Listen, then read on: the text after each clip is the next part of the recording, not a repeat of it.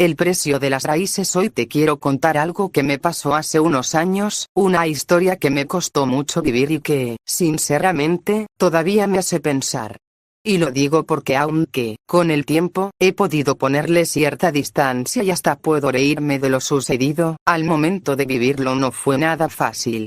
Es una de esas situaciones en las que haces todo con las mejores intenciones, pero terminas dándote cuenta de que no todos valoran los sacrificios de la misma manera. Voy a empezar desde el principio. Mi papá siempre fue un hombre trabajador, uno de esos que a pesar de las dificultades, nunca nos dejó sin lo necesario. Mi mamá, aunque siempre estuvo ahí, no fue muy activa económicamente, pero mi papá siempre fue el que sacó la cara por nosotros. Crecimos en un hogar modesto, de clase baja, sin lujos, pero con lo necesario.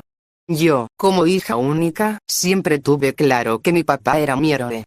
A veces, cuando me sentaba a pensar en todo lo que él hizo por mí, me juraba que cuando pudiera, iba a devolverle todo lo que hizo por nuestra familia. Pasaron los años, creció mi carrera, y poco a poco, comencé a tener una estabilidad económica que me permitía empezar a hacer cosas por mí y por él. Fue entonces que se me ocurrió una idea que me parecía la mejor manera de agradecerle: comprarle una casa. Sé que suena como algo grande, pero no era una mansión, solo una casa modesta que le permitiría vivir cómodamente en sus últimos años. Mi papá, en ese entonces, vivía con su pareja, Carmen, una mujer que, aunque no era mala persona, siempre me había parecido difícil de tratar. No es que me cayera mal, pero desde el principio tuve una especie de barrera con ella. Y es que Carmen no era fácil de complacer. Era una persona de carácter fuerte, siempre negativa y llena de quejas. No quería juzgarla, ya que estaba con mi papá y él parecía estar feliz, pero algo en ella no me dejaba tranquila. Siempre parecía quejándose de todo, incluso de mi padre, aunque nunca lo hacía de manera directa. De todos modos, estaba decidida a hacerles un bien. Después de investigar un poco, encontré una casa que me pareció perfecta para ellos. No era grande, pero tenía el espacio suficiente para vivir cómodamente. La casa estaba en un barrio tranquilo, en una zona que no era cara pero tampoco peligrosa. Decidí hacer la compra y ponerla a nombre de mi papá y mío, pero con la intención de que fuera un hogar para los dos, mi papá y Carmen. El acuerdo era simple: mi papá y Carmen vivirían ahí, y Carmen pagaría un alquiler simbólico de $400 al mes. No era mucho, pero para ellos que estaban en un presupuesto ajustado, era más que suficiente. Yo me encargaba de varios de los gastos: el agua, que era bastante cara, la calefacción en invierno, les compraba pallets de pellets, y hasta les conseguí un camión para que mi papá pudiera moverse más cómodamente. El objetivo era que tuvieran una vida tranquila, sin preocupaciones económicas. Al principio, todo parecía funcionar bien.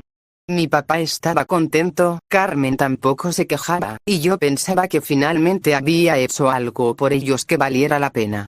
Pero como siempre, la paz no dura mucho, y esa es la parte de la historia que no me esperaba. Un día, mientras pensaba en el futuro, me vino una idea que me parecía genial. Pensé que, ya que la casa les quedaba un poco pequeña, podría ser una buena idea venderla y comprar una casa más grande, algo que pudiera acomodar a todos.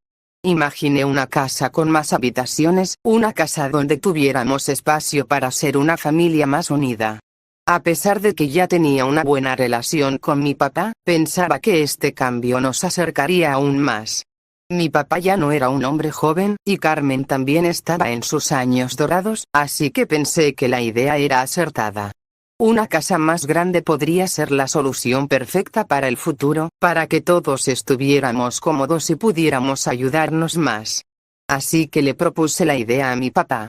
Él, con su mirada confiada y sabiendo que siempre trataba de hacer lo mejor para ellos, aceptó de inmediato. Me dijo que le parecía bien, que al fin y al cabo, ya estábamos en una etapa de la vida en la que necesitábamos estar más cerca para ayudarnos mutuamente. Yo estaba feliz de poder compartir algo tan significativo con él, y me sentía aún más comprometida a hacer que las cosas salieran bien. Sin embargo, cuando Carmen se enteró, la situación cambió por completo. Recuerdo perfectamente el momento en que recibí esa llamada. Era tarde, y yo estaba en casa, relajada después de un día largo de trabajo.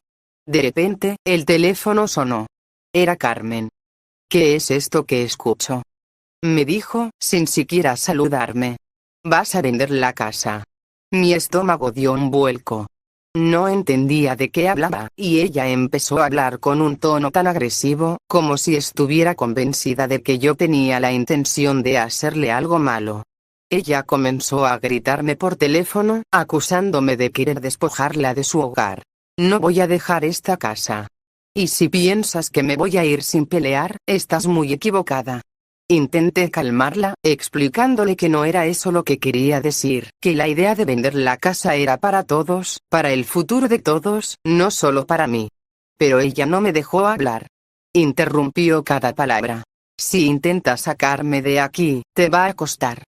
Gritó antes de colgarme el teléfono. Lo que me dejó completamente desconcertada fue cómo mi papá, que en ese momento estaba escuchando la conversación, no hizo nada para mediar. Parecía que no entendía la magnitud de lo que estaba pasando. Ella, al parecer, se había encariñado tanto con la casa que ya no veía la situación con claridad.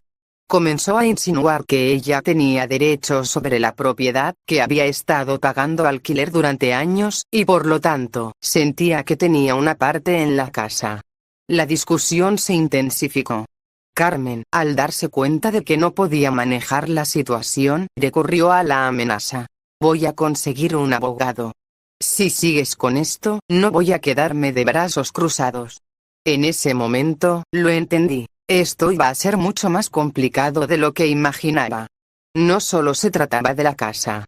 Se trataba de valores, de relaciones familiares, de lealtades malentendidas. Pero sobre todo, de una idea que ella tenía en su cabeza sobre lo que le correspondía. Pasaron unos días y yo no pude dejar de pensar en cómo resolverlo. Mi papá seguía en su mundo, sin ver que las cosas se estaban complicando. Decidí escribirle un correo a Carmen, porque necesitaba poner las cosas claras. No iba a tolerar más amenazas ni manipulaciones. En el correo, le dejé claro que la casa no le pertenecía, que no tenía derecho a ninguna parte de ella solo por haber pagado un alquiler simbólico, y que, si mi papá faltaba antes que ella, no iba a quedarme a vivir con ella ni a mantenerla. La respuesta de Carmen no tardó en llegar. Me llamó inmediatamente, intentando suavizar las cosas. No es lo que quise decir. Me dijo, como si nada hubiera pasado. Me malinterpretaste. Pero yo ya no quería escuchar. Le dije que había dicho lo que había dicho, y que eso era lo que importaba. Le dejé claro que, aunque me doliera, ya no quería seguir involucrada en esa situación. Le pedí que se olvidara de cualquier oferta que había hecho previamente, porque ya no iba a formar parte de sus planes. Finalmente, lo que antes había sido un proyecto de familia, terminó siendo un muro. Yo me sentí devastada, pero a la vez aliviada. Había puesto mis límites. Me di cuenta de que, por mucho que quisiera ayudar, había situaciones en las que no podía seguir sacrificando mi paz mental. Hoy, con el tiempo, me doy cuenta de que esas experiencias, aunque dolorosas, son las que realmente nos enseñan a valorar lo que realmente importa. Nuestra paz, nuestra familia y, sobre todo, saber cuándo poner límites, incluso a quienes más queremos.